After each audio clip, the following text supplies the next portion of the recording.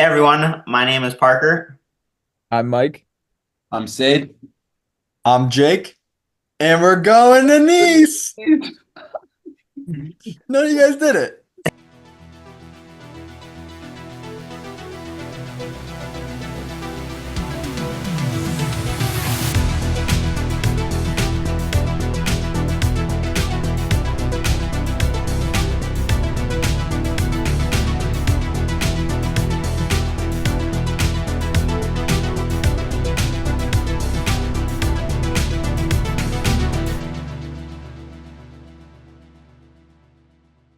Welcome back everyone to yet another very exciting and very special episode of the Try Hards podcast. Before we get into this one, I'm going to do a short little intro in case there are any new listeners out there. Usually here on the podcast, it's just me, Mike, and Seid. That's why it's called the Try Hard podcast, because there's normally just three of us.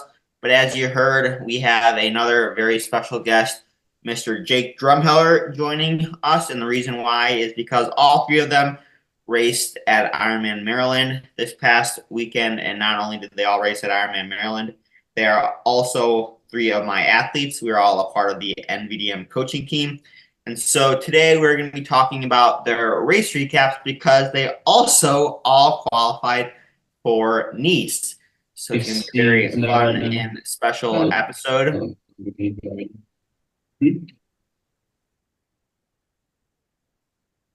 And that's enough of me talking. So let's get into it. Since Jake was the first out of the water, I think it's only fair that Jake gets to start with his race recap. And we're also going to be answering some listeners' questions after we go through the race. So make sure to stick around for that. And really quickly, one more thing. Please give this podcast a 5-star rating and review. We would truly appreciate it.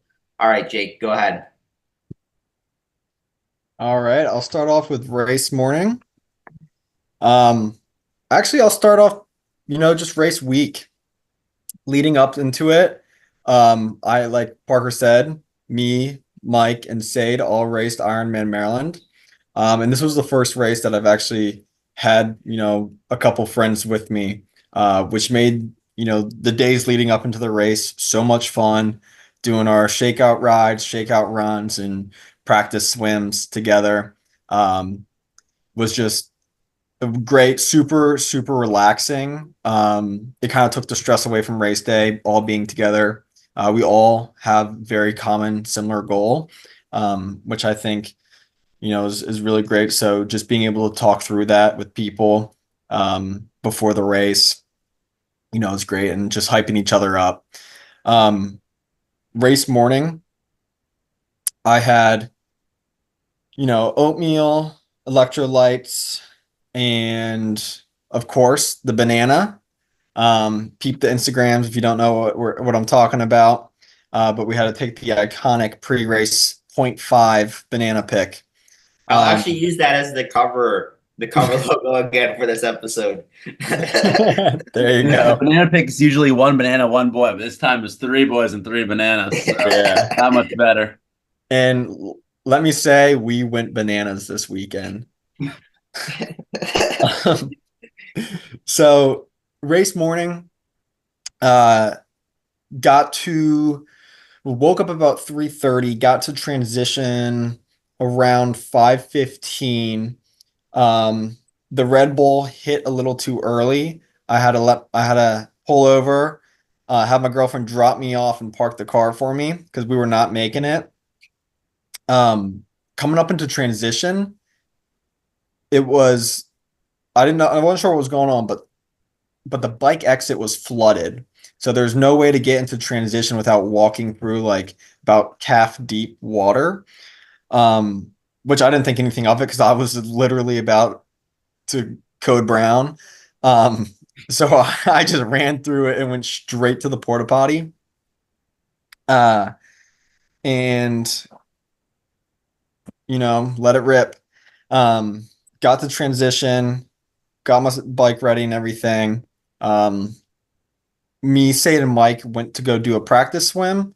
Super, super glassy. I was feeling so great. I did about maybe 100 yards with like a couple 15-yard kind of up tempo, get the body moving, and then we made our way over to race start.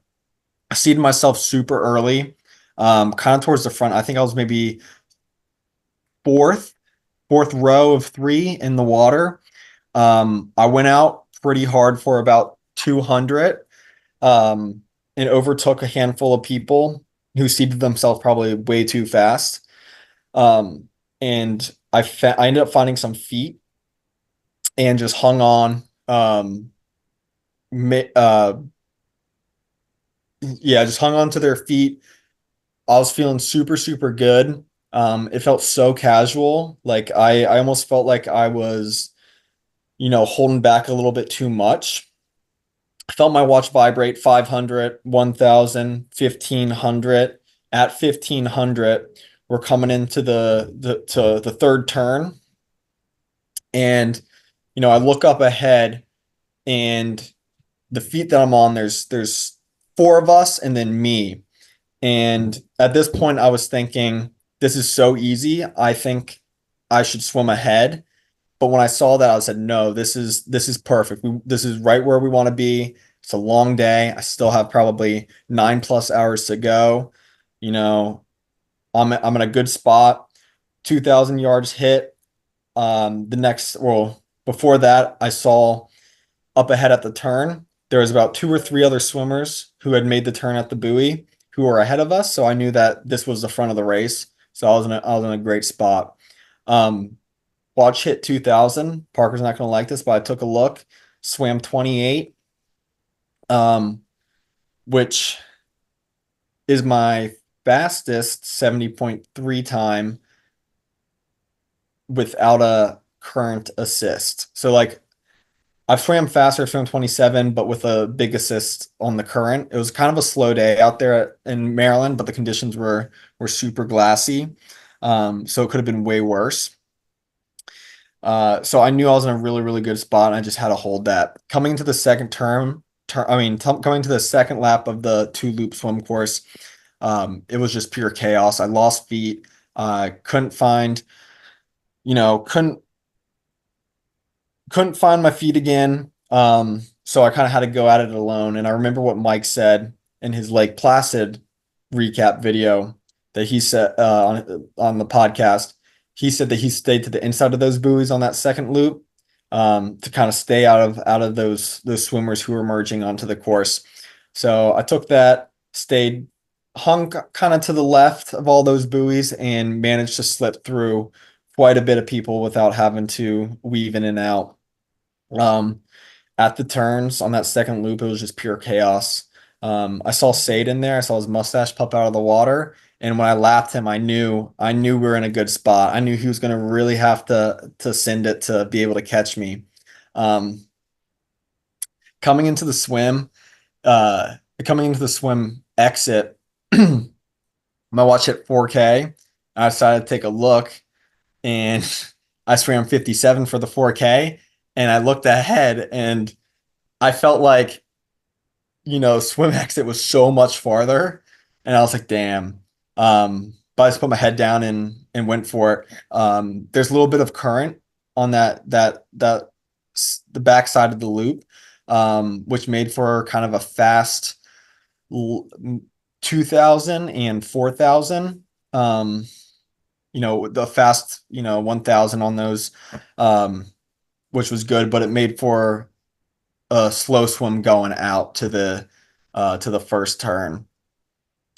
I came out of the water, and I think I was 7th out of the water from what I heard someone yell. Not too sure about that, but I ended up swimming 14th fastest swim of the day, which is phenomenal because I felt like I left so much in the tank, and I feel like if I could do it again, well, I wouldn't swim faster, but I know that I can definitely swim faster than that, especially if we get a super calm, clear water race. That'd be great. So I'll hand the swim on over to the next guy out of the water, unless you have any questions. No, that's I think wrapped up. And yeah, you were 7th out of the water. That's what I saw, at least on the tracker. So, and what was your final swim time? I swam 1 hour and 30 seconds. There we go. All right, Mike. Uh, yeah, next time, Jake, if you could not rip the first 200 so I could find your feet a little easier, that would be great. That's my only request out of you. Yeah, so I lined up at the swim start with Jake right behind him. So I was in that fifth group of three people to enter the water. And my goal was to try and stay on Jake's feet. I knew it probably wasn't gonna happen. I don't know what it is, but in Cambridge, I always swim slower than what I would normally swim in open water. I've done Eagleman 3 times, only one time where I swam faster than expected, but that year there was like it was pretty fast for everyone on the way back. It was actually the same route that we did this year, and when we made that final turn to start heading back towards transition, it was really fast downstream. But yeah, right out of the gate, I kind of just felt slow, so I just settled into as comfortable of a pace as I could without trying to overexert myself. Like I think the main difference between my pace this weekend versus in Placid, like there were certain parts of Placid where I did feel like I was pushing a threshold pace to try and stay with a group or overtake a couple people or fight for like that sight line that we had in Placid, whereas here we did not have that. And I felt the difference trying to sight for buoys where the first lap of Placid I didn't have to sight at all, just like staring straight into the water, looking for the sight line. That helps. And I noticed myself a little bit this time around kind of getting off course, but overall not a terrible swim. I swam a 104 104.06, so like 4-ish minutes down from Jake. And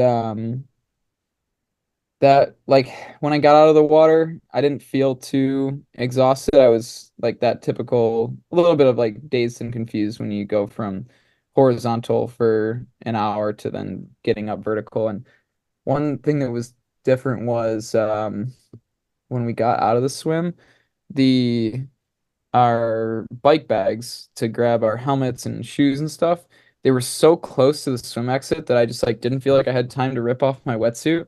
So like I had gotten my wetsuit like halfway down off my shoulders and then had to like grab my bag, and I'm just like running with it into the changing tent, and I'm like struggling to get it off, and I was trying to rip my wetsuit off, and I actually put a hole through the upper body of it because I couldn't get it off over my watch, and that was a little frustrating. But overall, like nothing crazy for me on the swim. Like it was just pretty status quo, a little bit slower than I would have hoped. But I'm pretty sure I texted Parker and Ezra the day before, 2 days before, and I was like, yeah, there's no way I'm going under an hour this race. I feel like it's gonna be slower. It could be anywhere from 102 to like upwards of 105.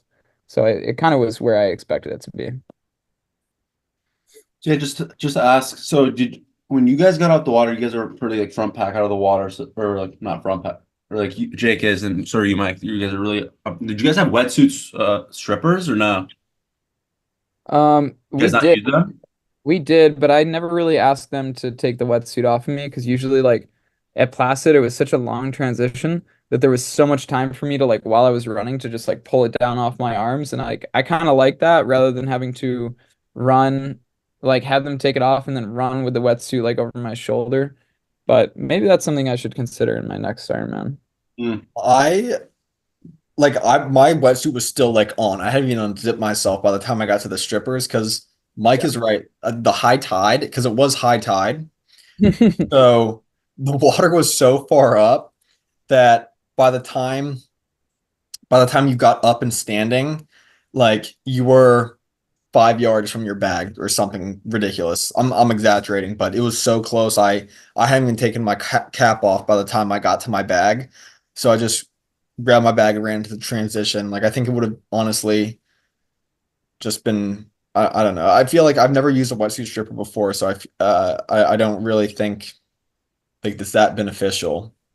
Okay. Yeah. Okay, so now going into the fastest swim of the day by me. I swam a solid 125.50. So I think that's my PR, I think, by 10 seconds. So I PR the swim each time. So they've all been extremely slow. So I'm actually pretty disappointed about how like slow I am in the swim. It's pretty embarrassing and pretty poor. Been swimming a lot, like 10 to 12K each week.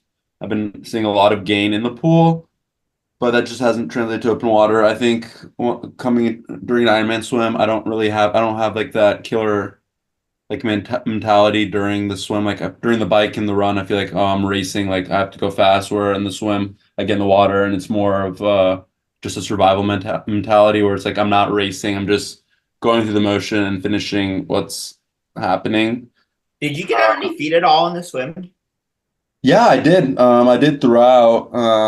I would hold on to feet, and then I held on to feet for a decent amount, and then just the person went over. So I was looking at I'll my have to go back and look at some of my workouts before I did. Actually, while you're doing your swim recap, I will, and I'll look at some of the paces I was hitting before my first Ironman, Waco, like 2 years ago, when I swam like a 107. Mm, Because I'm pretty sure that you're hitting relatively similar paces to what I was in the pool before that race. So I yeah, definitely think it's both a mental thing and also just an open water thing. yep, And I think the wetsuit actually may play a part of it. I'm sure you'll talk about that. But yep. yeah.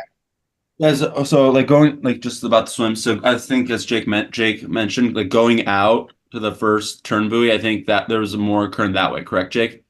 Is that what you think? Yeah.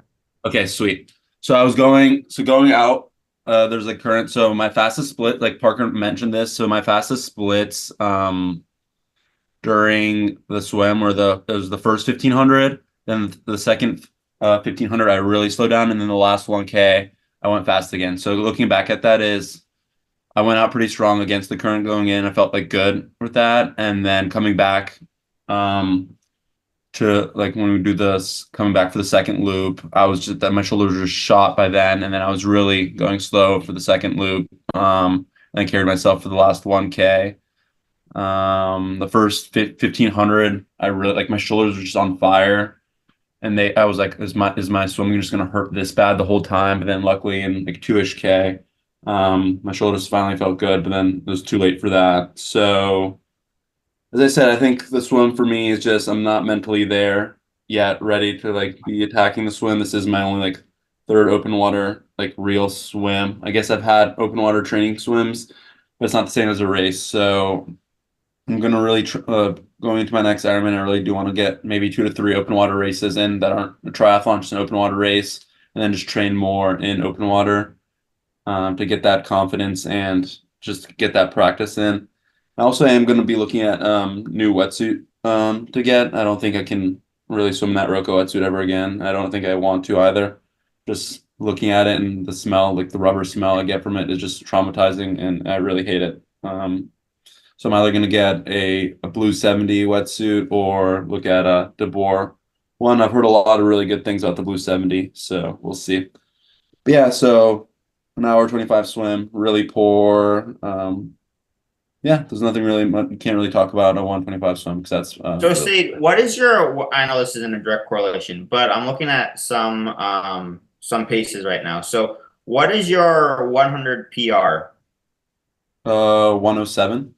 Yeah, my 100 all out was a 120 in a meter pool. So that's like a 112 in a yard pool. Now I'm looking, and this is literally I'm looking at my training log a month before I swam a 107 at Waco, and so there's a workout where I did 2 by 100 best efforts, 124, 125 in a meter pool, and yeah, so you're hitting the same, if not faster paces.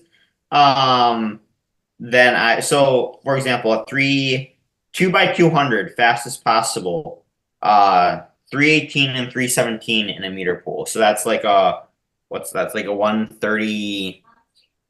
Yeah, it's like a one no, that's like a one that's almost a 140 pace in yards. So like a 130 pace or in meters. So it'd be like a 130 pace in yards for 200s, and you're much faster than that. So it's definitely yeah, it's just open water, translating that pool speed to open water. Because yeah, I'm looking at my training and I swam a 107 at Waco, and yeah, you definitely have the swim to Yeah, get I held like six 70. six 500s at a 135 pace, and that felt like really easy in the pool. And in open water, it just not there at all. So I just really need more open water practice. Get a wetsuit that doesn't is less shoulder restrictive, and then also I really think the mindset of just like being in a race is like really key. 'Cause, like just listening to Jake and Mike, like they're like, oh, bridging up to feet, like they're racing. I'm like I'm in the water just getting through it. And it's like that's not what I'm not doing the Ironman just to do it. I'm here to race. So you can't just do the swim and expect to have a good like day. Like I have to have a better mentality going into the swim, but I do need more open water practice to be able to like even do that. So that's what I need to do this off season. And I think throwing in some 70.3s, just getting some more swims in open water is going to be huge for me. And I'm excited to get better at the swim. And I also just it's another opportunity to go sub 80. So three chances to Exactly. get it. So I have a big goal to hit for my fourth Ironman. So let's see how the curse of sub 80, how long that's going to last. Then let's move on to, I think we can move on to the bike. Do you want to do it the same order? Mike, you want to go first? You have the fastest bike split? Yeah, sure. I do want to say something about the swim real quick Mm-hmm. about transferring that your pool pace over to the open water. I notice I'm super confident in open water. Like I've never had an issue with sighting, uh, or like being panicky without being able to see. But I have noticed that, especially I noticed this at Eagleman this year, is that my form fell apart on the last K of the swim, and my hips were sinking, and my head, I was lifting my head up out of the water. Um, I still swam pretty fast, but I was like it's the first time I noticed it because it was my first non-wetsuit swim in a 70.3, and I realized I wasn't actually paying any attention to my form in open water because I was so worried about sighting, going straight, and focusing on all these things. I wasn't focusing on my form. So that's a big difference that I made this race that I think helped a lot. Just being cognizant of that. Sorry, Mike. No, you're good. I think that's good thing to share. And yeah, I mean, speaking at least a little bit on my experience from translating swim speed in the pool to open water, I was fortunate enough the first 3 years that I was in the sport, I was living in upstate New York, close to the Finger Lakes. And in the summertime, once or twice a week, I would at least get into the lake and try to swim out there. And now I don't know if I'd recommend 2 times a week getting in the lake or any open water, maybe like once a week when the weather's good, because you will lose some speed if you're not staying in the pool. But it helped a lot. Like I would go out and swim. I would do almost close to uh and just short of like an Ironman swim. I would go out and swim. I think like I would go where I'd get in at this dock, I'd swim to one side of the lake and then back, and it was like 3,800 yards, I think. And I would always like try to time myself and see like how I could improve on that. And at first, when I started, it was like, okay, I'd stop every like 500 or 1,000 and take a breather. But then it started translating into like, let's just swim this straight through and see. And even to the point where like at the end of the lake, there's like this little seawall, and I would try to flip turn off the seawall and come back. Mhm. But yeah, it was always funny when because there's a park right there, and I would like go up to the park, and people would see me in my wetsuit, like come out of nowhere, and they're like, "What is this guy doing right now?" But yeah, good times. So yeah, Seid, if you ever make it up this way, I'll bring you to the lake and we'll go swimming. What about the bike? All right, so yeah, I just looked at the tracker app because and I didn't know any of this during the race, but it's always kind of interesting to look at this after the fact, like see where you are. I was 26th of the men coming out of the swim. And then by the time I actually started the bike, I had jumped up 7 spots. So in transition, not that I felt like I had a fast transition, but um, I guess I picked up some time in transition, which is always nice. It's like free speed. And speaking of which, when we ran out of like the bike out, you could not wheel your bike through the bike out because it was like Jake was saying, it was like half, I mean, I'm short, so it was like halfway up to like my knee of water. And so I had to carry my bike over the water and run with my bike shoes on through this, these puddles, and my feet were soaked. I was so upset because I went from, I put like Gold Bond in my socks and my bike shoes to help dry out my feet before I get onto the bike.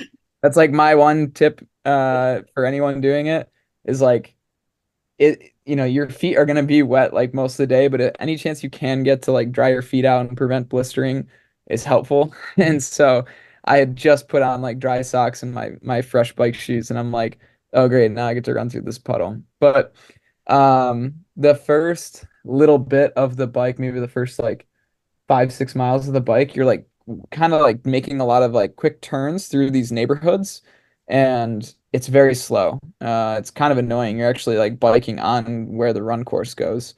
But then once you get out to the main roads and the state park, things start to speed up. And by the halfway point in the bike, I was feeling good for the whole first lap. And I was pretty cognizant of my speed and my heart rate.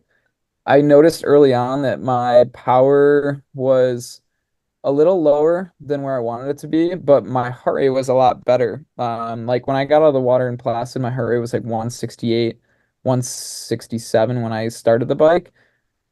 And then it came back to where it needed to be, but this time my heart rate was like 162, 161, and I was like, "Oh, that's much better coming out with a lower heart rate." And it Well, you might said you also, took the swim a little bit more relaxed this time too. Like you weren't as much as threshold as you were last time. yeah. Yeah, so that could have been it. We didn't have to run as long through transition.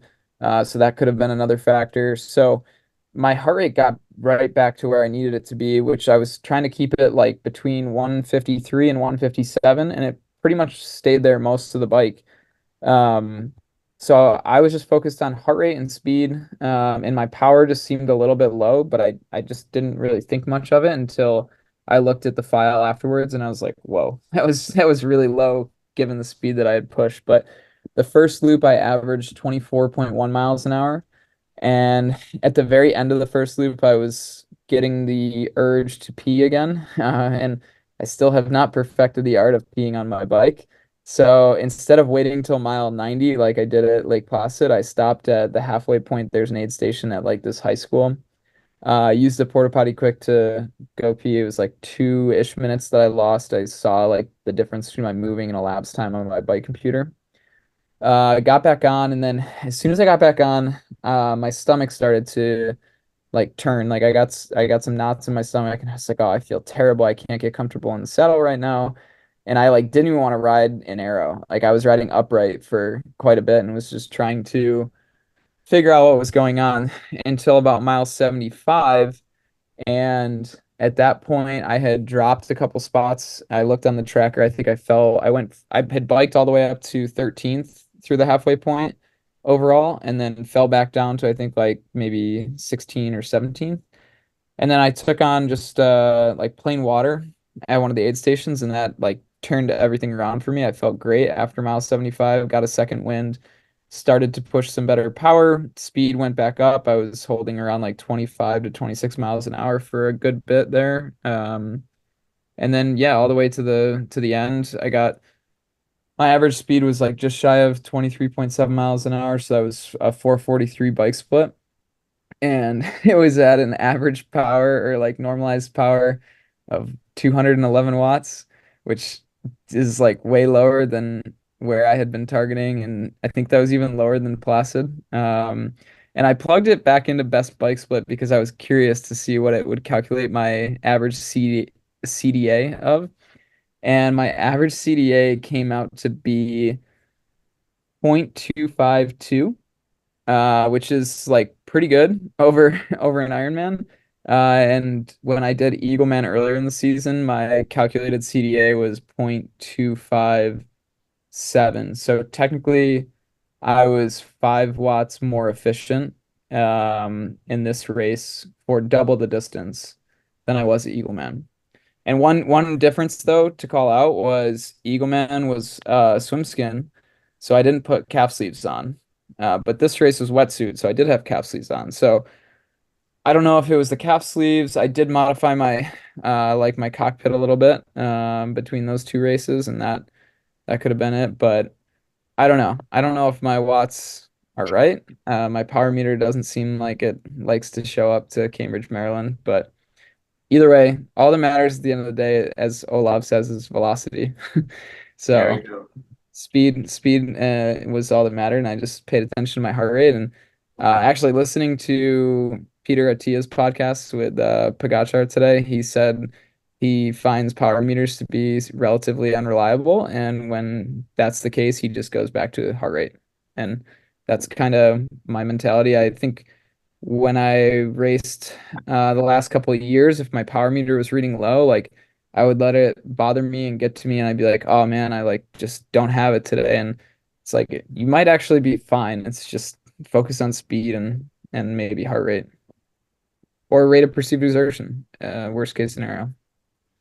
Mike actually pushed up 300 normalized power, so he'll be making his debut in the tour next year. Yeah. Probably closer to like 280, like most average pro triathletes, right? Yeah, exactly. All right, so Seid. you have yeah. I was just gonna say, Seid, give us your recap of the bike. Yeah, sure. So the bike wasn't. So I swam so slow that I just like the bike was like nothing too crazy. I didn't get to really work with anyone or anything like that. So first, right out the water, I felt really flat. My legs felt flat. But as Mike said, my heart rate, I felt fine. My heart rate was never high.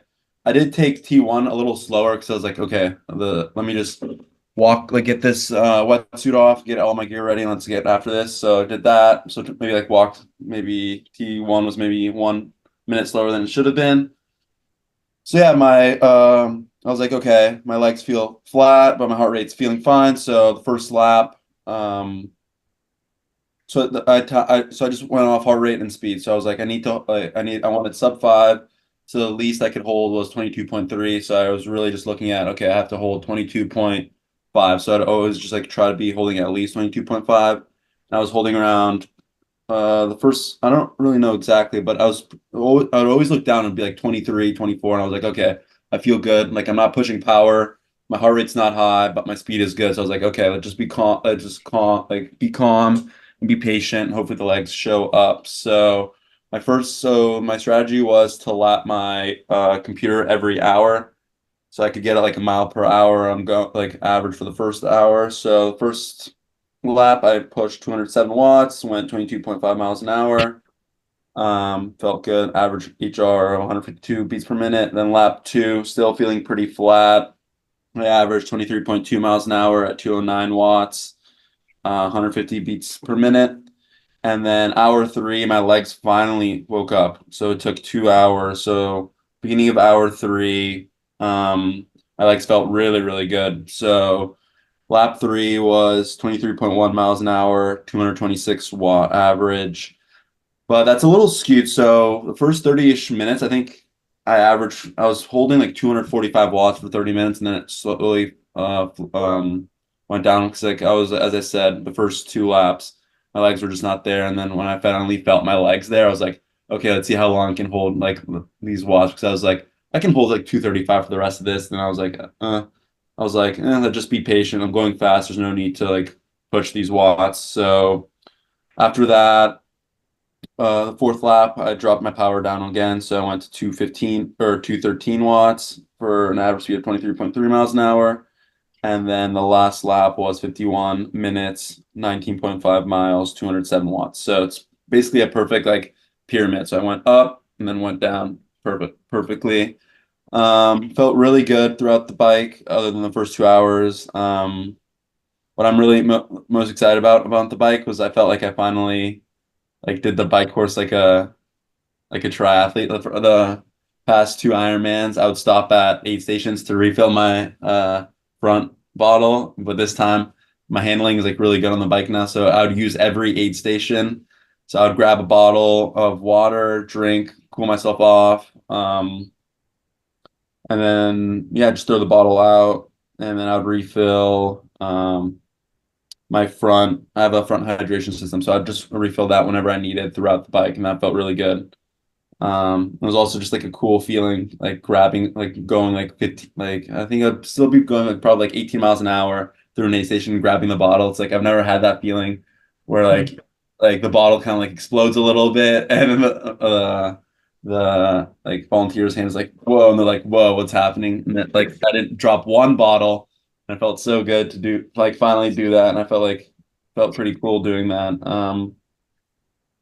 Nothing really too notable on the bike course. So I noticed the only an interaction early onto the bike. I think mile 6 or mile 7-ish going out before the first loop. Someone went by me and said, "Oh look, your calf sleeve's not is like up." So I noticed that. Put my calf sleeve down on one of my legs. So fix that.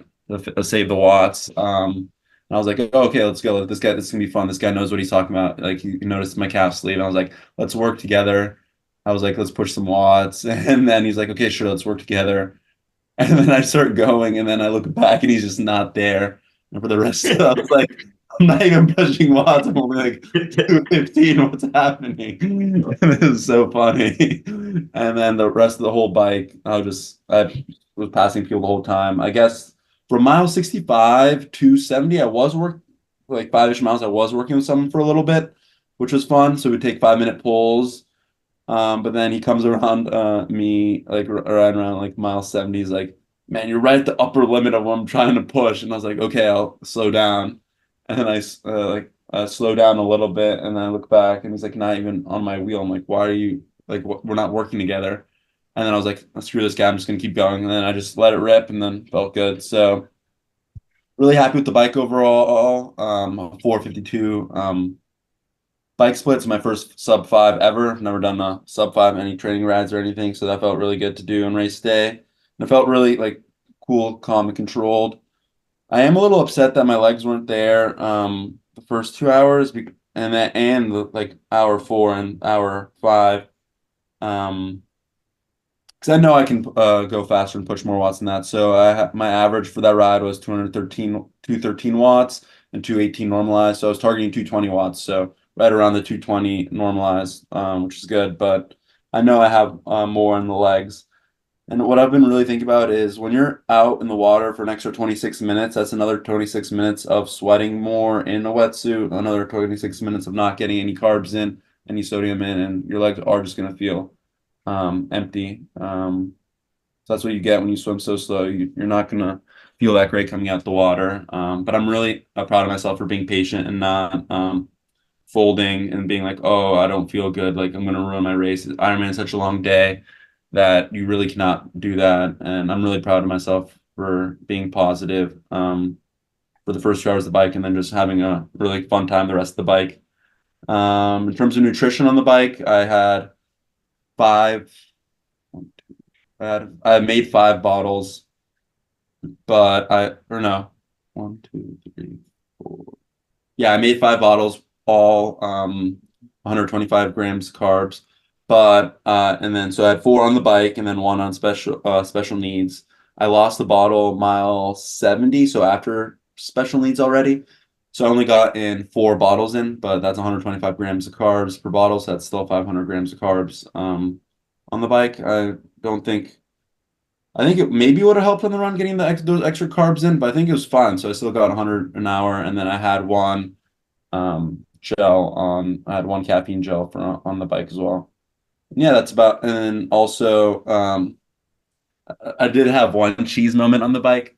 So as I was doing all like my spraying and like getting my water, I felt really good during it. But in the middle, I didn't realize on the second loop that special needs was right there. So I thought it was just a regular aid station. So I grabbed the water and all that, and I was like cooling myself down drinking. And then I realized, oh, it's special needs. I was like, oh, it was like I like kind of passed it, and I was like, oh, it's too late. Should I like stop or not? And I was like, I definitely need to stop to get my carbs.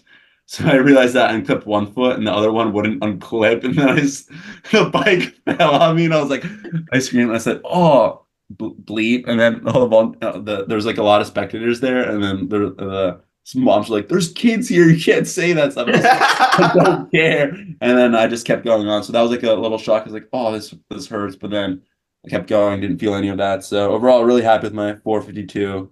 But I know on that course I can go sub 4:45 with fresh legs and all that. So And that was also the second fastest bike split in your age group. yep. So, Yep.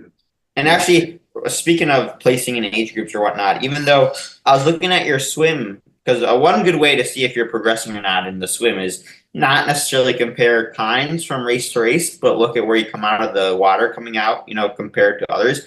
So at Ironman Florida, I tried to look at Texas, but they didn't have placing. At Ironman Florida, out of there was 75 people, so similar. You were 60th out of the water. At Ironman Maryland, you were I think 34th coming out of the water. And there's right between like 60 and 70 in your age group. So you pretty much like in Florida, you were in the back third, and now you're right in the middle. So yeah, you're definitely getting there. But Mhm. all right, Jake.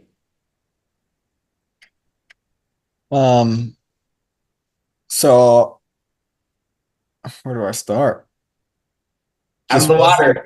Out of the water. So I was second in the age group out onto the bike. And when you swim fast and you bike slow, you got nobody to work with. I have never been so alone in a race before.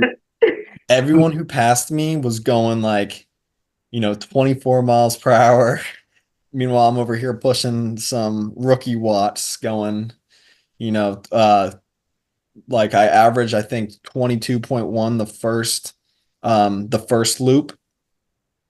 But it took about 45 minutes for Mike to catch up to me.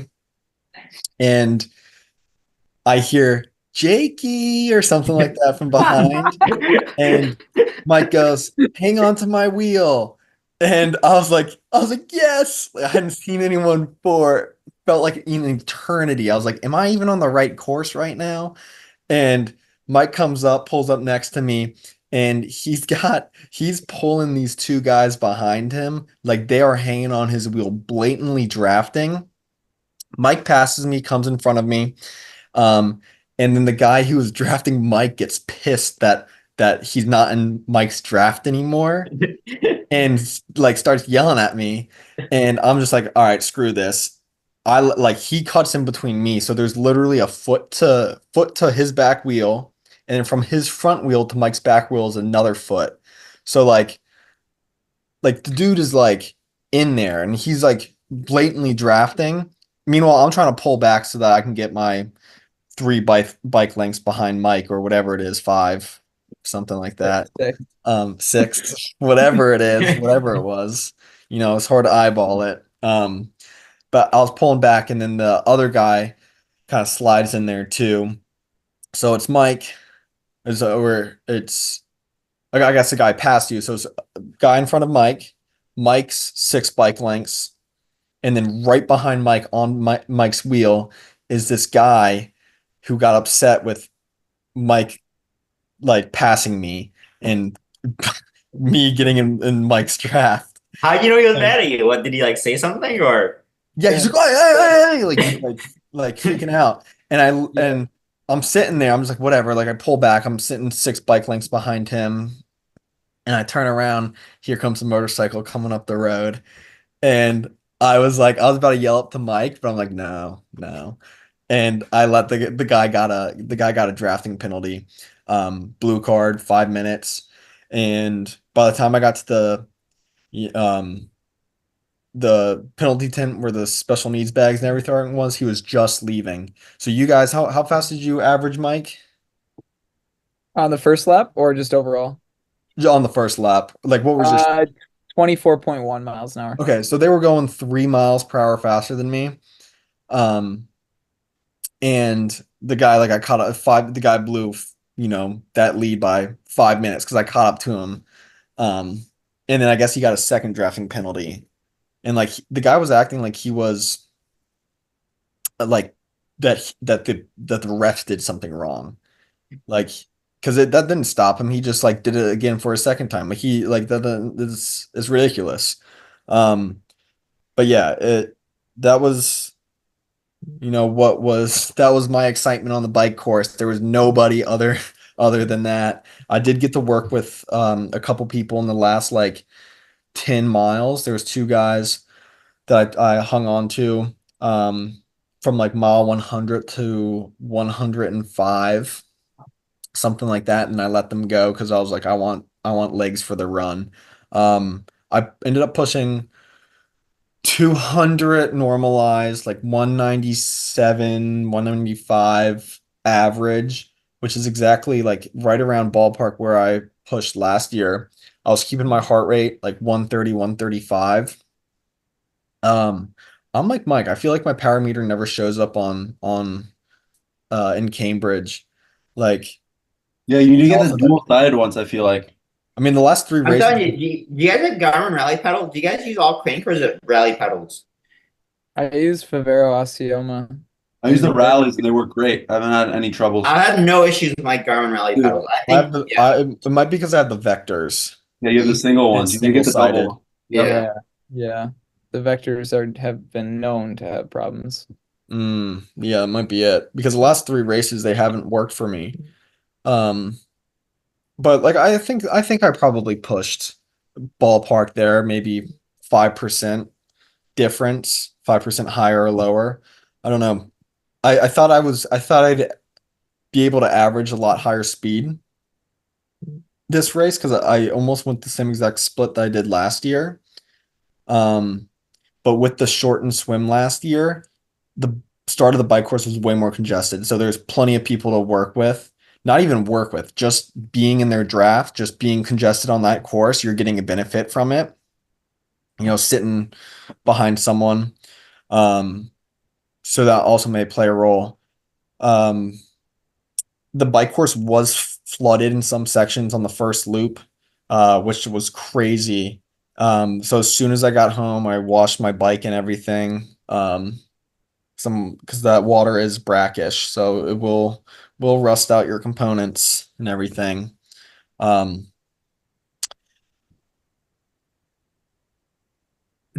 forgot what I was gonna say. I had something I was gonna say.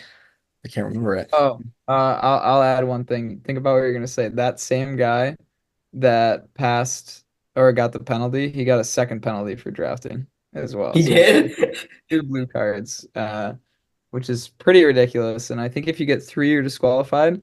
But later on, I did see him on the run, and he runs by me, and we chatted for a second. I knew it was him, but I wasn't like prepared to talk shit because I was like, that was like right on the edge of like I'm about to throw up right now. But I wanted to talk shit, and he was like, "Oh, you'll never believe it. I got two blue cards and 10 minutes worth of penalties," and I was like, "Yeah, because you were sucking my wheel." And then he just kept running. And I saw him after the race and he was like really friendly and cordial, but I was like, I guess you just don't get it. Like I was like, you were feet behind people like all day. Not Did he finish ahead of you at the end or no? he did, yeah. Even with the He was penalty? like, yeah, with the On his penalty. age group. He's a good runner. He like told me after the race, he's like, "Oh, I really blew up out there. I started running 8 flat." And I was like, okay. Actual running. Yeah. I think he like legit. I think he finished right in front of me, or 2 or 3 spots. Maybe it was 2 or 3 spots in front of him. I think I found his name. I'm not gonna call him out, but he was older. He was in like 45, 49, and I think he might have won his age group Nice. or second. Something I like that. remember what I was gonna say. I wanted to flex my talent. I might not be the best cyclist, but I'm definitely out of this group might be the best at peeing on their bike. I pissed a total of 5 times. 5 times. Someone's got their hydration strategy dialed. 5 times over 5 hours. And let me tell you, that left cycling shoe got His brown. the brunt force of those 5 times. You may have to get a new pair of shoes. So the first like after walking through the pot like the flooded transition to get onto the bike course, my shoes were already soaking wet. And then when we when we biked through like the flooded roads too, in like a couple inches of water, and I got like soaked and my bike was soaked, I was like, you know what? I'm just gonna let it happen. And like after I let it happen once, I could not stop. So I mean, I think I found a new special talent. Well, there you guys go. If you need any lessons, you know who to hit up. But let's move on to the run now. I think Seid, correct me if I'm wrong, but you had the fastest run split, right? Yep. Yeah. So you want to talk about that? And yeah, if you saw, well, I assume I know you saw at least one of the other two out there, or the other three. So yeah, go ahead, talk about the run. Yeah, sounds good. So the run was the highlight of my day. I just love like when you're having a good Ironman run. It just nothing. There's no better feeling, and it was. I love the Maryland course. I thought it was a really great course, and it was so much fun. So coming off the bike, you're always gonna feel good during an Ironman, especially if you're on top of your nutrition. So I was really on top of my nutrition during the bike. So I felt really good coming into the run. So, but before the run, let's talk about T2. So, as Jake just mentioned, I cannot pee myself, and I did not stop to pee once on the bike. So, 4 minutes of T2 were me peeing in the porta potty. It just the longest stream ever, and I just could not. It was a solid 4 minutes of me being in the porta potty, getting the job done. So I do need to learn that skill that Jake has. Yeah, as I said, I felt really good off the bike. And you're gonna just feel like that during the car. So coming off of the bike, let me just pull up the splits, just to make sure I'm saying everything accurately, but I think I am. So the first two miles, I went out, I felt like so good, and I was like, okay, let's go. I ran a 7:41, 7:56, and I was like, okay, this feels great. My heart rate's staying intact. But then I found someone that was running probably like 8:30s, and I was like, okay, you're always gonna feel really good at the start of an Ironman run. Let me go slower for these next like 3 to 4 miles and like build into this run. So the next from mile 3 to 6, so I was going like 8:20s, 8:10, like so I went 8:03, 8:24, 8:24, 8:10, 8:10. So yeah, from mile 3 to 7, so a solid 4 miles. I was talking with another. I started a conversation with someone, and we were just talking for the solid 40 minutes, and I was like, this is a great conversation. Like heart rate felt good. Like everything felt easy. I felt like that was like a great strategy for me to like not go out super hot and blow myself up early. So that was really fun. And then after that, after like talking for 45 minutes, he was like, okay, you're clearly faster than me. I'm starting to struggle. Like just go on without me. And after that, I was like, okay, it's time to lock in. I feel good. I can run. So then at starting mile 8, I had, look at that. 1, 2, 3, 4, 5, 6, 7, like 8-ish miles, all under 8-minute pace. So I was targeting 8-minute flat. So I was like running like 750, 750, high 750s, 740s, and then yeah, I felt really good on run through that. So the rest of the day after that, I just held on to targeting that 8-minute flat like pace. Some would be like in the 730s, some in the 750s. And then as during an Ironman, mile 20, I started getting a little slower, dropped down to like around 8:10. But yeah, so hydration strategy, every aid station, I would yell 2 ice, 4 water. I'd grab the 2 waters, dump them right on my head, then grab the 2 ice, go each side of my tri kit on the back, and then move the ice to the back of so it'd be going on my lower back, and then drink the rest of the 2 cups, and then 2 cups on my head for my omius. And I felt really good doing that. I would take cyst gel every 2 miles. I had apple and tutti frutti, and then every time I took a tutti frutti, I was like, oh, I feel so alive. This feels good. Every time it was like it just tastes so good, and I was like, this is exactly my training like runs. I feel so good. This is great. Heart rate stayed right at the 155s the whole time. 156, 157. Just felt really good throughout. And then yeah, so during the middle, I think it was mile 13 or 14. Abby, I run by Abby, and I'm like, every time I'd run by Abby, I'm like, where's Jake? Where's Jake? I want to know where Jake's at. And then Abby is Jake's girlfriend, for those of you that don't know. and then Abby was like, "Oh, Seid, you're in second place," and I was like, "Oh, let's go! This feels great." And then after that, she said that, and I was like, I yell out, "Let's go!" And then I was like, "The dog is loose." And then after that, I started barking throughout the rest of the run. I barked at Abby after that. She was like, "What is happening?" And then there's like a big park. There's like a big park with a lot of spectators, right in like the middle of the run course. So I'd be barking there when after the aid station at like random people, at the photographers and all that, and that was great. And then I have two really close buddies from high school. They're twins, and they came. They're like there's like a what's I think they called it an energy loop, a loop or turn or hype loop or hype turnaround or something, where there's a stretch of 4 or 5 bars, and there's a whole bunch of people, and there's like a band going on. So there was a lot of people there, like drinking, cheering, and all that. So the twins were there, and I'd go by them, and I'd like high five them, high five everyone in the crowd. I'd be like barking at everyone in the crowd, and everyone's going nuts in the crowd. And I'm like yelling at the crowd, "Why you guys look so sober? Like I'm more effed up than you guys are right now." And the crowd just is going crazy.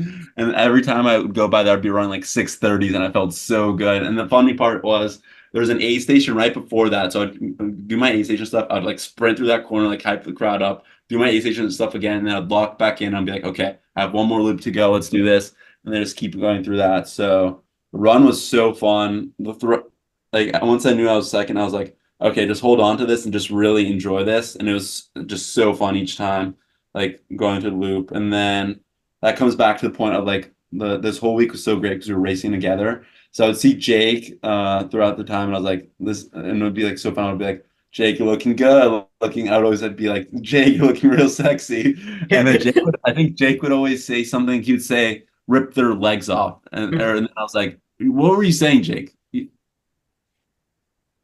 I kept saying, rip my legs off, rip my legs off. Oh, it was to you. Okay, Yeah. so in my head, you were saying rip their legs off, and I was like, "Oh yeah, I'm ripping their legs off." I was like, 'cause I knew I was like, I felt like so good during the day, and it was just like so fun. So every time seeing Jake was hype, he would always say that, and I was like, okay, let's go. He wants me to like kill everyone else, and I was like, I'm doing it. And then I saw Mike, I think twice. Mike looked really good the first time. I was like, let's go, Mike, you're crushing it. And he looked fine. Then I saw Mike the second time, and he was still running. He looked good. And then I asked him, "What'd you bike?" And he said 4:42, and I was like, "Damn, you're a beast." And then the third time I saw Mike, he was like walking. Then I was like, "I'm so proud of you. Just keep going." And I saw Mike again. And every time I saw him I think I saw him 2 more times. And I was like, "I'm so proud of you. And like, just keep crushing it." And he did. That's exactly what he did. He crushed it. And I saw other people that I knew, I knew Owen. So I know who won age group 18-24. I kept seeing him, and he looked really good. He swam really well. He biked really well. And then he looked solid on the run on the first time I saw him, but then he was slowing down. I was like, oh my God, am I going to catch him? But then he had such a big gap from the bike and the swim that there's no way I was going to catch him. Yeah, I really just enjoyed the run, and it was so fun. I would like the woman leader, every time she passed by, I was like, damn, you're looking really strong, looking great. And she'd always say that same to me. And just like interacting, like on the Ironman run, you're fatigued and so dead and tired that the only way it's gonna really go is if I feel like you're fully mentally there and like engaging with I feel like you need to be like engaging with participants in the crowd to really get the best out of yourself. At least that's how I felt, and I'm definitely gonna keep that energy for the rest of my runs because it just made it so fun. That was the most fun ever, and like I want to do another Ironman this year because that run was just so fun. Like, should I go to Arizona and do another one? It was just so cool. But yeah, overall, I ran 8:05 average pace, so 3:30, I think 3:32 low. And I'm really happy with that run. So it was my first run I put together. That was a solid run, and I know I have a sub 8 run, and I see a 7:30 average run coming on myself soon in the year or so. And what was your final time? My final time was 10:04:22. So I came second age group, 25th overall, 23rd out of the men. So I was happy with that. I did not get the sub 10. So if I had a little bit faster transitions, if I biked a little better, and if I swam a little better, there's so many little things I could have done better. And there's so much time that's still left on the table there I know it can easily get, it's like really low hanging fruit that I'm not upset about not getting the sub 10. So I was really happy with my race overall.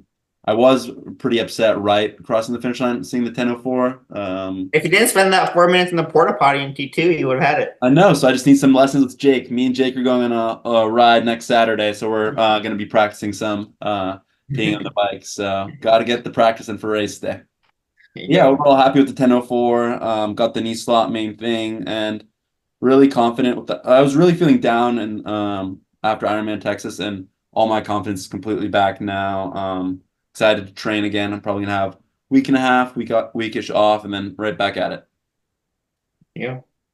So Mike, I think you're next. Yeah. So I got off the bike and I was 12th overall coming off the bike and third in my age group, but I didn't know that at the time. But thankfully, the way the course is set up, you can always see, at least until more age groupers flood the course, like you can see who's in front of you the entire time.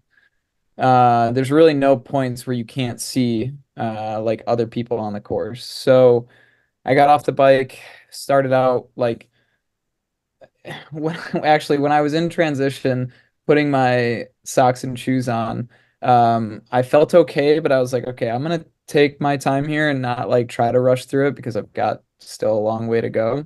And as soon as I stood up, my left ear started ringing, and I was like, "Oh no!" It's like, I think I'm like really dizzy right now. But it like quickly went away as soon as I got out of the changing tent. So I just kind of ignored that. I was like, "Okay, maybe it was just like I stood up a little bit too quick."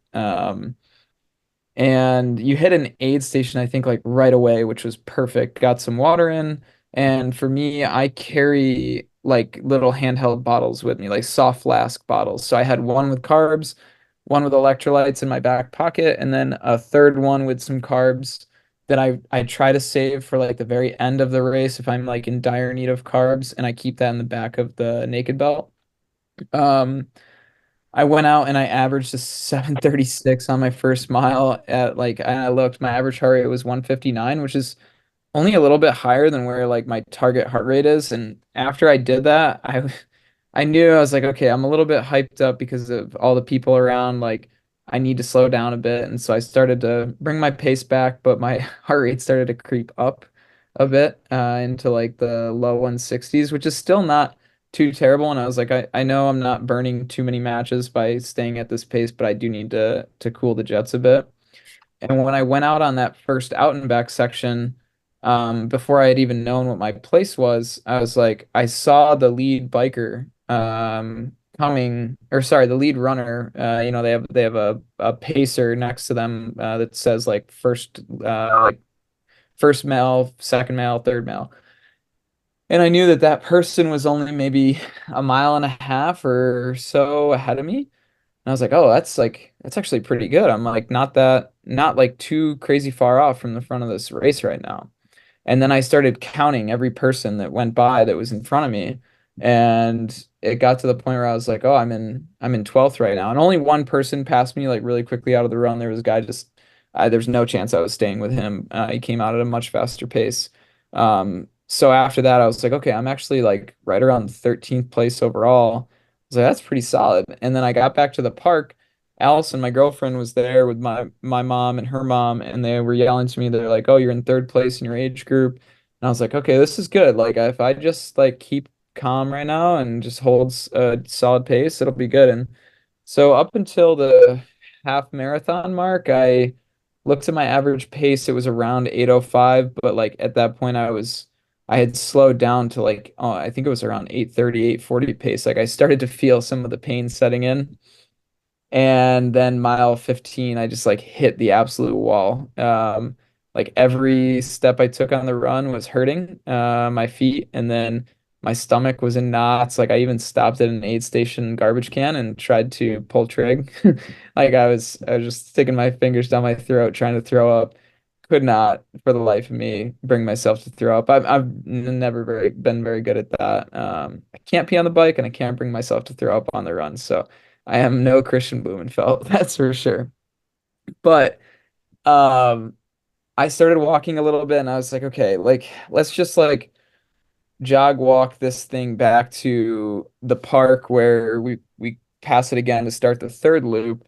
And I knew that if I could just get to my personal needs bag and change my socks for my shoes and grab I had a shot of pickle juice in my personal needs bag and I was like, I think I just need that sodium right now, and that'll help me. So got and actually it was like it actually took me a few minutes to get my personal needs bag because no one the way the flow of traffic was going on the run, no one was grabbing their personal needs bag from like that side. Like I had to go across the run traffic and I was like, "Can I grab my bag right now, please?" And the volunteers were like, "Sure, if you want to."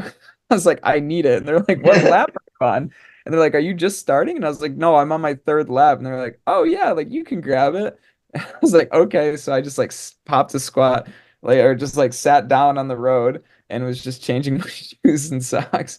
And I was sitting there for a minute and I like a lot of negative thoughts too, because I was like, man, I just like blew my lead. Like I had a pretty sizable gap on like fourth place in our age group. So I was like, oh man, it would be really nice to finish the top three. And I also was thinking too in my mind, I was like, oh, like I don't know what the world championship slots will be, but I know it's usually like three or sometimes five.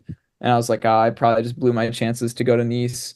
But then once I got my shoes back on, started running, my girlfriend said to me, she's like, no, like you're still in third place. And I was like, oh, wow. And I looked at it on the tracker afterwards and I had a 15-minute lead. And even after blowing up, it had like only cut down to like a 9-minute lead over fourth. But I was still really struggling at that point. Wait, But like, so you changed from your Alphas to your Balos? Is that what you're saying? oh no, sorry. I just changed socks. I Socks? had, yeah, just socks. Yeah. So same shoes, but switched the socks out, which was like game changer. That helped so much. And was that like what mile, like what I'm assuming 16-ish or like 18? I think it was 16, yeah, 16 or 17 when like you start that third loop there. Yeah. And yeah, so I did like the out and back, came back, and like I was still in third place somehow. I'm like either like the guys behind me must just be like blowing up, or like they're just not running fast enough to catch me.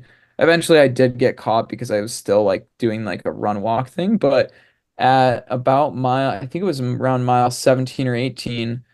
There was another guy that started walking too. His name is Sergio.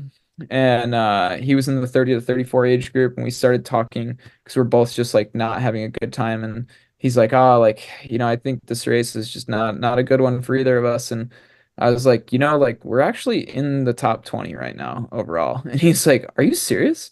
And I was like, "Yeah, like I have people that have been telling me the splits, and like we're like still in the running here."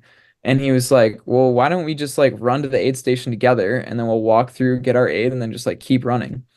And I was like that this works. Like, let's do it. And so we run to the first one and he's like holding like 8:10 pace, like close to like 8 flat. Like, this doesn't feel good right now. And I was just doing like 9:40s, like shuffling. And but it really works. Like just like running to the aid station, walking through, and then just repeating that. And then at one point on the course, he was like, I'm gonna go say hello to my family. Like, you just run without me. I'll try to catch up to you. And like, sure enough, he did. I found out after the race that like he's a very good runner. He can run a 2:52 raw marathon. So like for sure these paces were not like too challenging for him, but I guess it was a pretty tough day for him. And then the last aid station we were running to, it's like at mile like 25. And I said to him, I was like feeling good again. And I was like, why don't we just like not worry about stopping at this aid station? We'll just run right through like normal and like let's just finish this thing. And then we got about 10 feet from the aid station. I was like, oh, Sergio, I gotta slow down. I gotta stop. Like, I'm not doing well. And so I took in my water. I was like, you just finish. I'll catch you at the finish line. Got some water, got some Coke, went around that like hype corner, as Seid was saying. And once I rounded that corner, I saw the guy in my age group who'd passed me for fourth, or to move into third and put me into fourth. And I was like, all right, I need to sprint like to the end here. So it was like a half or three-quarter mile, and I think I ended up closing it at like 6:40 per mile. And I caught Sergio like right before the finish, and we were able to like high five as we crossed the finish line together. So that was a pretty cool experience, and I was very thankful to like have that experience with someone on course, and like also like seeing Jake and Seid both on course, like both of them were cheering me on, and they both did see me walking and really struggling, and like I'm giving the death signal, like I'm just done, I'm cooked. And they're both saying like keep it up, like you just keep moving forward. And Parker like even texted my mom and was like tell Mike that like if he just keeps moving forward, like he'll get an E slot. And sure enough I did. So that was pretty exciting, but it's hard, like when you're having a good race and then all of a sudden you like hit that wall and you're like immediately like how your feeling, like thoughts and feelings can go from I'm top 3 in age group, I've got like a world championship slot locked up, to I think I'd rather just DNF this race right now, like I'd rather just walk off the course and just like forget this ever happened. But yeah, just the combination of all the people supporting me, like just helped me get through that. And yeah, was fortunate enough that they gave out a lot of slots for our age group. They gave out 8. So as soon as I got done, I was like, someone give me my phone. I need to see what the world championship slots are. I want to know right now. And I saw it and I was like, oh, thank God, like we got it. Yeah, and just so many learning lessons too. There's a lot that I need to work on, I think, in terms of like nutrition and fueling. I think I've been overdoing my sodium intake. I think the carb intake is fine, like somewhere in that 90 to 100 grams per hour, like seems okay, but I think I'm just taking in too much sodium, and that's throwing me off on the bike, especially because it seems like it's been a pattern at Lake Placid and um, here at Maryland. Like that second loop of the bike course seems to really hit me, where I get like stomach pains, and then it also hits me like 3, 4 miles into the run. This time it didn't hit me until about 14, 15 into the run, which was good, but it still showed up. So still got a lot to work on. Did you get any tingles, or just stomach pain? Is that the only symptom you have? No, yeah, just stomach pains. Yeah, that was all. Like no tingly feeling, not even really feeling lightheaded either on the run. Just like Any wanting to throw up. That was all. cramp issues or no? No cramps, no muscle cramps. My calf, the issue that I had going into the race, like that kind of had me a bit worried. Like calf didn't cramp, and the calf is still fine right now. Like no tightness or anything. So I was surprised that none of that flared up. And like Ezra texted me afterwards, and he was like, "Oh, I thought like it was maybe like your calf that was the problem." And so my dad was thinking the same thing. But yeah, that was all good. But yeah, it was a great race, great experience. It's always better racing with friends. But yeah, you can't, even though it's individual sport, like I, I firmly believe that it's the people around you that get you through it. So Definitely. 100%. All right, Jake, you're up. All right. Well, coming into transition, well, actually in transition, I took it super, super smooth. And I kind of took a second to sit back, relax in the chair, talk to some of the guys in transition. Said's friend was in there with me.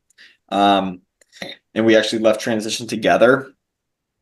And I think just like taking a second was helpful, switching into, run mode, coming off the bike, looking at my watch. Ideally, the goal was to be around 10 hours overall. And I knew with my swim and my bike, I would have to have a really, really outstanding run. And I'd have to hit the paces that I hit in training in order to do that. And I'd have to hold on to them. Coming off first mile, the goal was ideally to hold around 140 beats per minute for the heart rate, which kind of puts me at, just below 840 minutes per mile. And coming out, that first mile was like 850, 845 at 133 beats per minute. I refused to look at my watch other than heart rate for the first like about 4 miles. And then I was kind of hanging on around high 130s with hitting that, 840, 830 pace, a couple 820s in there. And I was feeling really, really good. Super, dialed in. I kept seeing Mike and Seid on the run. That first loop, I was so pumped to see them because I was feeling so good. I was chirping at Seid, telling him to rip my legs off because I knew he'd get him hyped up to run me down. And I was thinking, I was like, if I run what I think I can run, then me and Seid should, be pretty much neck and neck to the finish. Just based off of time and everything. Because if I would have ran my goal pace, I would have put me right around the same finish, almost the exact same finish time as Seid, which would have been awesome. But I just couldn't hang. So at mile 4, I decided I'm still feeling good. I'm not going to let pace dictate how I feel. So I just continued to stick around that 140 beats per minute. I think my highest average was like 142. Yeah, 142 beats per minute at an 823 pace. And, looking back at my splits, I kind of fell off at mile 16. I lost my sodium. I had a blister packet of sodium pills, and I lost those pills about an hour into the race. So I think I mentally let that get to me. Oh, I didn't mentally let that get to me. I figured that if I, wanted to hit my sodium intake and everything, I was going to have to spend a little extra time in the aid station, making sure I'm getting enough water in, making sure I'm taking Mortal, which is like the nastiest thing on earth. Because I wanted to make sure I could get that sodium in even without those pills. I definitely for like 10 minutes I was kind of freaking out for a second and was like, oh, I'm gonna cramp. This is gonna happen. That's gonna happen. But that never ended up happening.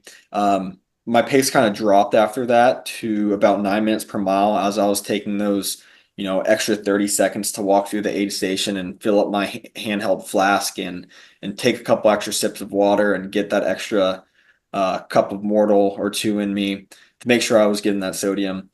About mile 20 is where I really, really fell off, and I just couldn't hold it. My heart rate was like never got above 142, and I just couldn't hold that heart rate. My legs were just giving out on me, and I had to start walking a little bit, doing a little shuffle, and my heart rate eventually dropped down to the lowest it was 119 for a mile at mile 22. So I don't know what it is. Maybe Parker, you can maybe speak up on this, but does that just come with time, building that run strength, being able to hold on to that pace? Because it's not like aerobically I'm fit. It's just my legs cannot handle that, or mentally I'm just like not able to dig deep enough when it hurts that bad to continue to hold those paces. No, it's definitely there's always that mental side to it where it's you're never going 100% unless like I found this with myself in races. I always think I'm like pushing to the max, and then Natasha will tell me like, oh, there's a guy 2 minutes up, if you catch him, you'll be top age group, and then you do find that extra gear, and that definitely helps. But I think with you, it's the biggest thing. In the past we've had injuries with the foot and whatnot. And so we haven't been able to build that run volume to the level that we need it to, just because you can run a marathon without too much, leg strength or leg volume. But when it comes to running a marathon and an Ironman, after like the bike and the swim, you really it just takes time and consistent volume. That's really what it comes down to. And I think their goal this year was, get you to the finish or start line healthy and see what you can do. And now that we know you can handle a little bit more of that run volume, looking forward to 2025. We're not necessarily going to be adding any more like extra speed work because you've been nailing the sessions. It's just staying consistent and being able to log, 30-mile run weeks, week after week after week, and then upping it to like 40. And then, yeah, so if you can keep you between 30 and 40 for like a year without like getting injured, that's what it's going to take. Okay. Yeah. Well, those last 6 miles were dark. I really fell off there. I ended up running 4:08 at about mile 20. I want to say 22. I hear behind me. What did you say, Seid? I hear something. Jake, stop walking. You're not walking. Yeah. Seid yells out. I hear Seid yell, "Jake, stop walking! No walking! You're so close!" And I was that part of the course is, like when you have to turn to that neighborhood. I saw you like far in the distance before I turned into the neighborhood, so I still had time to go. And I was like, oh, let's see how fast I can get Jake. I was like, I better not see him walk like next time I see him. And you weren't walking the next time I saw you, so that got me really hype, honestly. So I thought that was a really cool moment of the race. Yeah, well, Seid ripped my legs off. He hunted me down, and I was helpless. I was helpless. I had to let him rip my legs off. He tore me to pieces. I'm gonna dedicate these next 51 weeks till Nice to make sure that I do not get my legs ripped off. That is the only goal for World Championships. I will not get my legs ripped off by Seid. I love it. Well, yeah, so I'm gonna get faster at swimming, so he has to catch me. But yeah, so that coming in last mile is actually when the run course started to flood. So there was just a small section of road that was flooded, and I ran on the sidewalk up around that hype corner where Seid was getting everyone riled up. And on the way back down, I was like, we just need to end this. And like Mike, I think I ran a 6:40. And when I was running it, I was like, I feel great. Like my legs don't hurt anymore. I was like, where was this when I needed it, 3 miles ago? And I came in hot into the finish. And as soon as I hit that finish line, I got so nauseous and so dizzy. I had to sit down. It was definitely like one of the worst like feelings I've had at a finish line. But like I recovered quick, and then just like seeing the guys like at the finish line, like knowing that they'd be there for me when I finished was like such a great feeling. And just seeing them out there and everything, like no matter what, like how you're feeling, like just seeing them like gives you that little extra, the little extra push, because you don't want to let each other down. Like you all know what your goals are, right? And you want to like, help each other achieve that. So like, to an extent, I almost feel like embarrassed that I ran a 4:08, even though that like some people say that's really great, but like the guys know what I can do, and like I shouldn't have been walking. Like I need to build that leg strength so that when it comes next Ironman and we all do it together, I can send it. And also I think mindset plays a big role into it. I had a very negative mindset kind of when things got dark, things weren't going my way, and I started thinking, bad. I'm like, oh, like if I get a knee slot, do I even want to do knees? Because that's going to hurt way more with 8,000 feet of elevation on the bike. And I actually saw Mike's mom, and Parker had texted her saying that I'm in. I was on the phone with her. I wasn't texting her. I was calling her. I'm like, this is what you gotta tell Mike. This is what you gotta tell Jake, and tell Seid. You gotta tell Seid this. I was telling her. I think all she heard was like, tell Mike, Jake, and Seid as long as they keep moving that they'll qualify. But no, I was giving her a whole script to read out to you guys. Yeah. Well, she said, Jake, Parker said if you keep going, you might be able to get a knee slot. And I thought about it, and I was like, yeah, I want to go to Nice. Like, I want to go to Nice. Yup. But yeah, so I ran 4:08, and I'm kind of disappointed in that, but it's what the day brought. I know I have a PR. It is a PR. Yeah. But I know I have more in me. I know I can. It makes me really, really want to sign up for another Ironman this season. because like I just want to like prove to myself again that I can have the race that I envision and that I train for. Yep. So Parker, There should you we guys do go. no questions or? Yeah, we got a few questions sent over on Instagram. I know we're already almost an hour and a half in, so we'll keep it a little short. I got a bunch of questions from my good friend and training buddy David, so we'll answer one or two of his, and then David, if you're listening, you can text him separately and we'll talk. But I guess we answered one of his questions if we saw each other on the course, and you guys definitely saw each other on the course. We also kind of talked about if you ever knew that the race was going well or if it wasn't going well. I think you guys all kind of talked about your highs and lows. Maybe when did you guys start thinking, oh, this is going to be sick? So I guess like when were you guys, was there a moment where like you're super hyped up? Was it like on the run course when you guys all saw each other? Yeah, Go for ahead. me, I knew like once I heard once Abby said I'm in second age group and I still felt so good, I was like, yeah, this is over. And the dog just got on leash and I just couldn't stop barking at like people in like I pretended I was like Joe Skipper and I was like, why am I barking? I'm not even like running that fast. I'm like running a 740. It's like not even like I was running like 630s or lower. That'd been like kind of cool, I guess. But I was so hyped when I heard that. I was like, yep, I know I can hold on for the rest of the run. I felt so good. So for me, it was like mile 14 when I like knew it was like, oh, this is a great, great day. But you guys, Mike?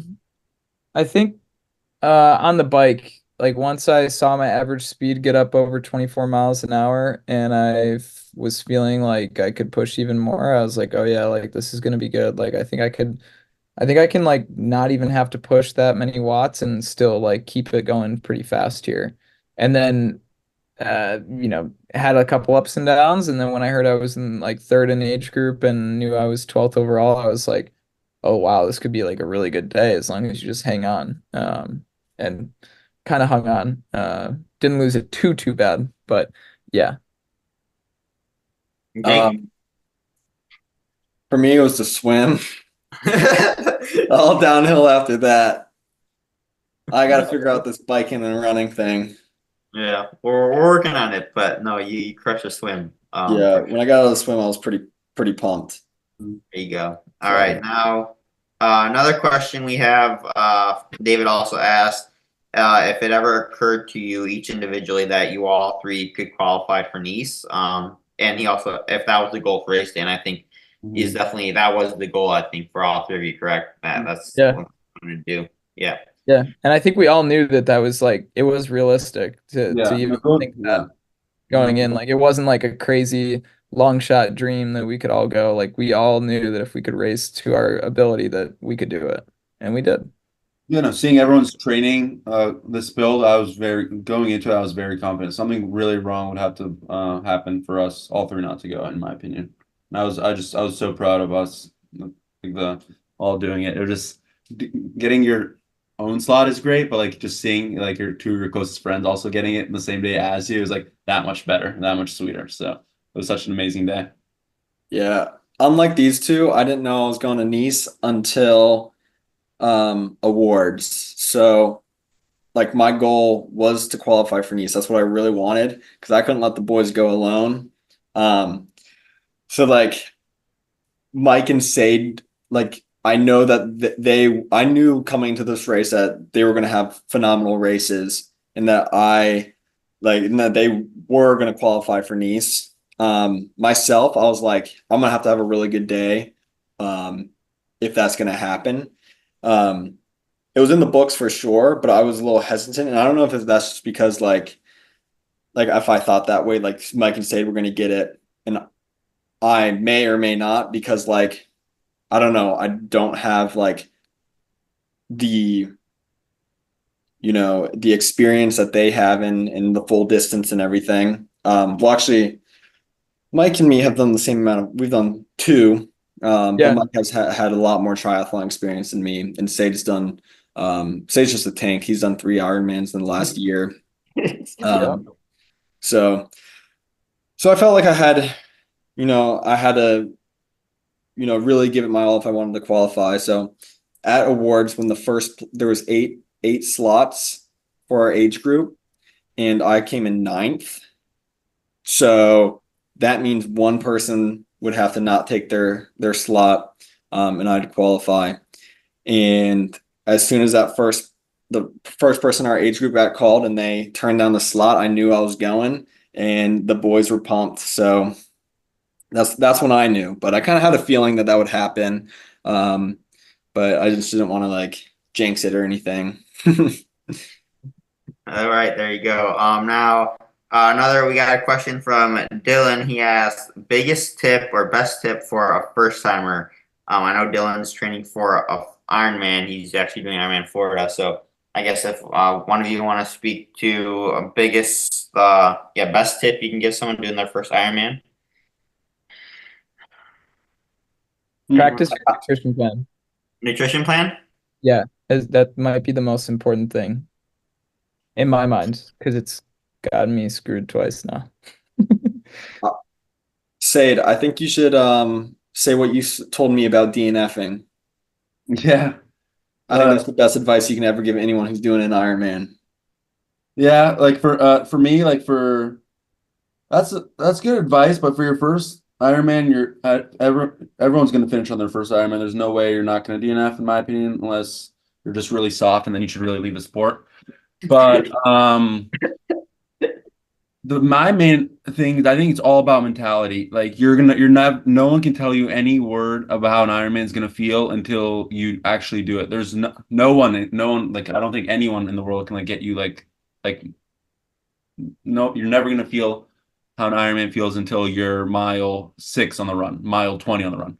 It's like even 6, you're feeling terrible, and then you wait until mile 20. Like you're never gonna know that feeling, no matter how hard you train. Like you can do a 5-hour bike into a 20-mile run in training. It's not the same. It's not race day. You're never gonna feel that same way. So I think controlling your mentality is like the most important thing during an Ironman. So I had a horrible swim, but not once did I have a negative thought in my head about the swim. Like my 2 previous swims, the whole time I was having negative thoughts. Not once did I have that during the swim. During the bike, I couldn't push power the first 2 hours. No negative thoughts. You just have to really be in control of your mind. So yes, like you do need to practice nutrition, but like once you realize, oh, my nutrition's like going wrong, like at the end of the day, like you still have to have that mentality, like, oh, my nutrition like fell off. I still have to focus on what I have to do next. So I think being there mentally present is the most important thing, and just being positive is the most important going to your first Ironman.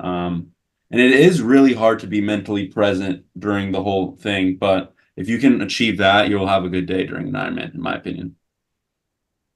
I agree. I think my best, get a coach. Definitely get a coach. It's worth the money that you put into it. 100%. 100%. We know a guy. We know a guy, yeah.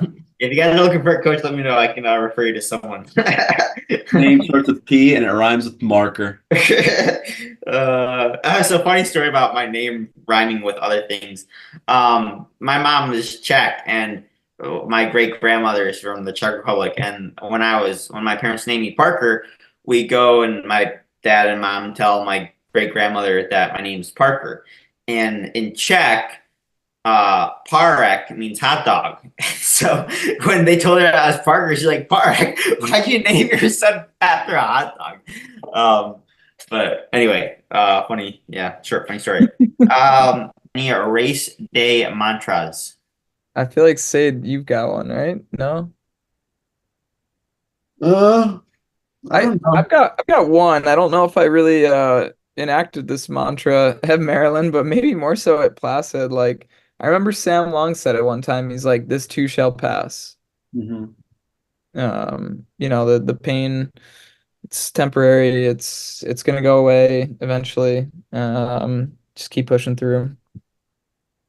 I guess like for me, like a mantra like I have would probably for this race was it was just like it's like a Bosnian like saying it's like kome smeta zelene beretke, so it's like who does the Green Berets like bother, and like to me that's just like no matter like I'm gonna like dominate this race because no one's gonna put me down, I'm always gonna like come on top of it. So that's like one for me, I guess. I like that. I didn't necessarily have one for this race. But something like in training that like I always think about when I'm thinking about consistency and when I don't want to do things and everything. Um, as much as I like think that it's kind of corny, um, David Goggins says like it's the small sparks that create small fires that eventually build up enough heat to burn the whole effing forest down. So small everyday accomplishments build up to big things, like huge, massive things. So like, just like the swim that you don't want to do today because you're tired, or the run that you don't want to do because you'd rather go play video games or go out to the bar, or that kind of stuff. If you know it's an accomplishment and they build up over time. You skip one workout a week, that's 52 workouts a week that you just missed. There's someone out there who's 52 workouts better than you right now. So just like consistency, I always think about that. Love it. All right, now I'll take this one. How hard do you race to swim to give the best chance for a successful bike and run? Asked James. I think you guys can chime in if you have any different thoughts, but I think it kind of depends on how strong or weak of a swimmer you are. I think the stronger of a swimmer you are, the kind of harder you can push it, just because you have that built-up fitness. If you're a little bit of a weaker swimmer, then I would I wouldn't even view the swim as almost part of the race. Kind of view it as a warm up for the rest of the bike and the run. Would you guys agree with that, or do you have different thoughts? Yeah, I think like depending on your skill level, yes, like you could race just below threshold maybe, because like if you're a really good swimmer and you swim a lot, swimming 4,200 approximate yards is really no different than like one swim set. Like most swim sets, you're doing at least 4K probably. If you're swimming a lot, and you probably do plenty of sets that are 5K, and I know Parker, you do ones that are 6K. So going out and swimming 4K continuous is not that bad for a swimmer of a good level. So like doing that just below, say, threshold, like you can do that. Is it wise? Maybe not. Maybe you should pull back a little bit to save for the bike and the run. But if you're trying to stay with a group, and or if you're able to get like bridge your way up to get like those dynamics of like bridging up to a group to then be able to get into someone's draft, like that could be worth it in the end. Yep. And then Ryan Triathlon asks, "How were the jellyfish? Were there any jellies out there? No jellyfish? Yeah. No. Only on the run course. Yeah. No jellies, but we all managed to get terrible chafing around our Yeah, necks. go shake. We all use body glide and stuff too. So odd that usually like we don't get too much chafing. I've used Vaseline the past two Ironmans and it was perfect, so I'm definitely going back to that. All right, last question from Benjamin Wilkinson. Post-race food or drink or drinks. So yeah, each of you guys want to say what you guys have post-race. Sure, I can start. So the unfortunately the food provided at Ironman Maryland isn't really the greatest. It's like I think pulled chicken, pulled pork, and then it's like Mexican, I would say maybe like a Chipotle kind of, but it really isn't that great.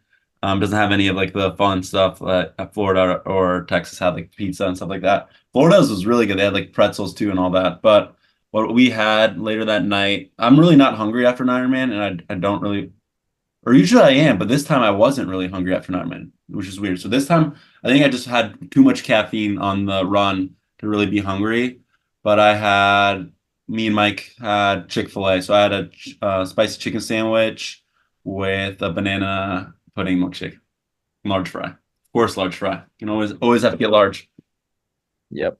That was the go-to. And then I'd say the best of it all though was finishing off like half a bottle of tart cherry juice. Yep. Yeah. Everyone in this call is addicted. I don't know about if Parker is yet, but I know Jake, Mike, and I are addicted to I gotta next time I go shopping, I'll pick up some cherry I gotta juice. go get mine in like 5 minutes. Craving it. I know. I was literally just thinking about the one sitting upstairs. What you I have had- Postmates, Jake? I had a tart cherry juice right after I finished. Seid surprised me with it. I told my girlfriend, I was like, the only thing I want after this race is a tart cherry juice, a nice cold tart cherry juice. She gave it to Seid, and Seid's like, guess what I have? He pulled it out from behind his back, and it sat in my car all day, so it wasn't cold. It was burning hot, but that's okay.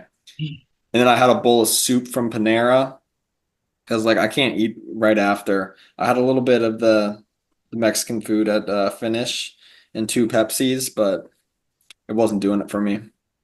Well, there you guys go. I think this takes the cake as the longest Try Hard podcast episode yet. So hope you guys enjoyed it, and definitely make sure to stay tuned. Yeah, Mike, you got one more thing? Yeah, before we finish, let's go around the room and say what's next for everyone. Oh yeah, what's the next race on the calendar? Or So- just like what, even if you're not racing, just like say something that like you're gonna do next. Okay. I got Anyway. Kona next, so that's Yeah, fine. hey, we know you. You're the big man. You've got Kona, so that's gonna be very exciting. Mike, what do you have next? I have nothing on the calendar yet, but I will be going into like a technique swim block probably for the next 2 weeks here. I'm gonna keep it very easy, focus on fixing some technique flaws that Allison pointed out. She goes, I recognized you in the swim during the race because I saw your little chicken wing with your left arm. And I was like, oh, that's really great to hear. Thanks. But it just means I've got work to do. So that and just dialing a nutrition plan. Jake, what do you got? I got Haines City 70.3 in December, but hopefully I rest the legs and ready to do a big bike session, bike block, get my legs ready for Ironman World Championships. That starts now. There we go. And then what do I got? So I got 70. I'll probably do my first 70.3 in December. Hopefully, we'll see. So I'll probably join Jake at Haynes. Then I got the Ironman Texas hoodie on. I said I'd never ever go again, but I really do want to get another Ironman in for Nice. So realistically speaking, Texas is the only option that makes logistical sense. I could do Placid 8 weeks before, but I'd rather have a full 12-week block just training and not be after Placid probably be towards 2 weeks after and then have 4 weeks to build. Going to the World Championship doesn't really make sense for me. I don't think I can't bounce back that fast. So I think that's my plan. Probably sprinkle in some 70.3s before Nice as well. So probably Eagle Man. And yeah, I think that's my target. But my goal really is to do as best I can at Nice. So A race is Nice. I'm going to be just training for that. Well, there you guys go. Hope you enjoyed this episode of the Try Hard podcast. Make sure to stay tuned in. We got lots more exciting content coming your way, and we'll catch you guys in the next one. See you guys. See ya. Guys. Thanks for listening to this week's episode of the Try Hard podcast. If you enjoyed it, we'd appreciate it if you could share with others and leave us a 5-star rating on Apple Podcasts and Spotify. If you have any questions or comments for us, you can either DM us on Instagram, leave a comment on YouTube, or message us through the Spotify app. Lastly, I'd like to thank the sponsor of this week's episode, the Naperville Acupuncture Center. If you ever find yourself in the Chicagoland area and are dealing with some aches and pains, I cannot recommend Frank and Angela enough. They do an amazing job over there, and I promise you will leave feeling so much better. Thanks again for listening, and we'll catch you guys back here next week.